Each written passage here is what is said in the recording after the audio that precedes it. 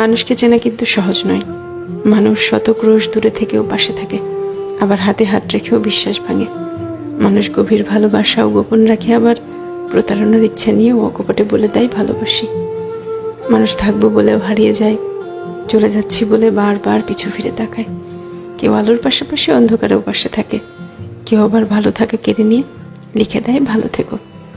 মানুষ মায়া কান্নাও কাঁদে, মানুষ ডিপ্রেশনেও হাসে। এই জন্য মানুষকে চেনা কঠিন, সত্যিই কঠিন বটে।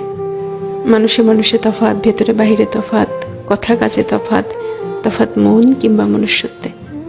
তাই মানুষ চেনার ব্যাপারে খুব বেশি আত্মবিশ্বাসী হতে নেই। কাউকে পুরোটা চিনে ফেলেছি ভাবলে কষ্ট পাওয়ার সম্ভাবনা বেশি থাকে, সত্যিই বেশি থাকে।